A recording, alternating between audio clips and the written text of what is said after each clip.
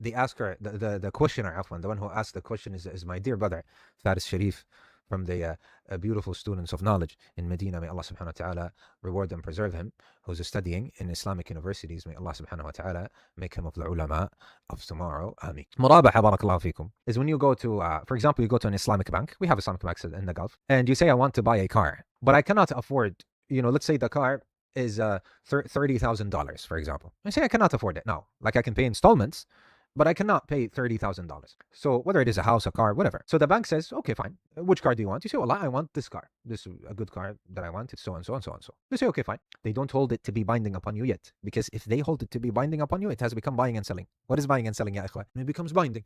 So I want to buy this book. I say, khalas. Then you buy this book, then the book becomes yours. طيب. And then or you go away. And when we come back, khalas, it's binding upon you. You have to. But by the way, I wanted to make a video about this. I'll make a video about this after this lesson. I think I'll go live. Because there's something people don't know. They don't know that the moment you agree to buy something and then you close the phone, for example, it's binding upon you to pay. You cannot come 10 minutes later and call the person again and say, you know what, I changed my mind. That's not allowed in Islam. Unless he allows it. The person says, okay, khalas, I allow it. The transaction is done. Unless you make it a condition, you say it's not binding upon me yet. Anyway, I'll make a video about that. Anyway, so let's again, murabaha. I go to the bank. I tell the bank that I want something. It's not binding upon me. Even if the bank went and bought it for me, it's not binding upon me. Because the moment it becomes binding, then this is buying and selling. You sold me something you don't own. You didn't buy it and acquire it yet. This is haram in Islam. If somebody came and said, I will sell you the mic of Ustadh Abdul Aziz, the microphone of Ustadh Abdul Aziz, that's not allowed. It's mine. How do you sell something that you don't own? But if somebody bought this mic from me and took it as well, then he sells it to you. Therefore, it is just a promise. It's just not even a promise. It's an intention. You show the bank your intention. You say to the bank, I want to buy this car. I want to buy this house. So the bank says, fine. And the bank goes and buys that car or house and then comes back to you now to make the contract. Says, Abdul Aziz, do you still want to buy the car? You say no. They say, okay, fine. No problem. And you go home and they sell the car on their own. Or you say, yes. This is the murabaha now. They say, okay, let's make the contract then, if you want to buy it. You say, fine, I want to buy it.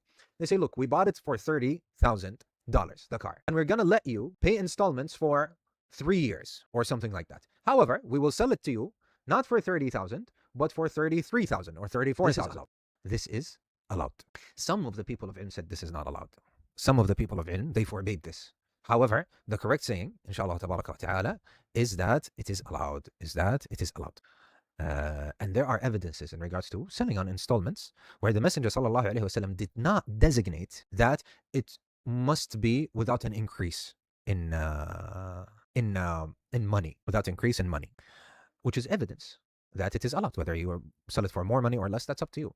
And then the ulama also the scholars, they objected to this. They said, la, the bank, when it went and bought that commodity, they did not buy it for anything other than selling it to you for a higher price, as if they loaned you and you repaid them with a higher price. The other ulama replied to them and they said, there isn't a merchant, any business, they're only buying commodities to sell it to sell it at a higher price to their customers.